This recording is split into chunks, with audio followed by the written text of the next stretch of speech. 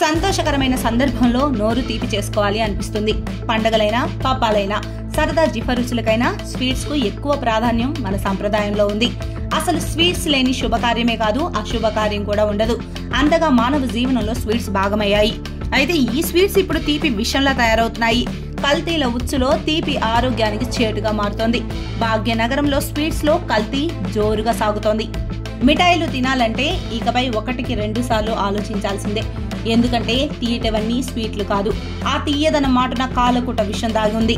ప్రజల అవసరాలను సొమ్ము చేసుకునేందుకు పన్నాగం పన్నిన అక్రమార్కులు కల్తీ పదార్థాలతో బురిడి కొట్టిస్తున్నారు. హైదరాబాద్ లో ఫుడ్ సేఫ్టీ అధికారులు చేసిన దాడుల్లో షాకింగ్ విషయాలు బయటపడ్డాయి. హైదరాబాద్ లోని పలు స్వీట్ షాప్స్ లో ఫుడ్ సేఫ్టీ అధికారులు తనిఖీలు నిర్వహించారు.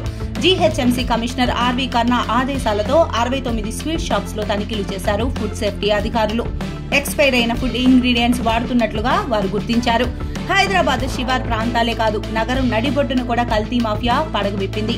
ప్రజల ప్రాణాలతో చెలగాటమాడుతున్నారు. నెలల తరబడి మగ్గిన ముడి పదార్థాలు, అపరిశుభ్ర వాతావరణం, ఫ్లేవర్స్ కోసం రంగులు వాడుతూ అక్రమార్జన కోసం ఎంతకైనా తెగిస్తున్నారు కొందరు నీచులు. కల్తీ, అపరిశుభ్ర వాతావరణంలో మిఠాయిలు, కేకులు తయారు చేసే కేంద్రాలపై తాజాగా అధికారులు దాడులు నిర్వహించారు. అక్కడ ఉన్న పరిస్థితులు చూసి అధికారులు సైతం ఆశ్చర్యపోయారు.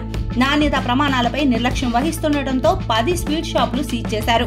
ఎల్బీ నగర్ సర్కిల్లో 3, ఆర్సీపురం సర్కిల్లో 2 షాపులు సీజ్ చేశారు. కొత్తపేట, చార్మినార్, రామంతపూర్, షేర్లింగంపల్లి సర్కిల్, ఆల్వాల్లో ఒక్కో షాప్ కు తాళం వేశారు.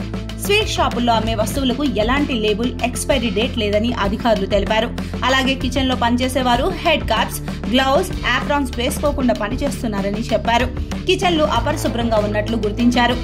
FSSAI సర్టిఫికేట్స్ ఎక్స్పైర్ అయినా రెన్యువల్ చేయించుకోకుండా స్వీట్ షాప్స్ నిర్వహిస్తున్నారు.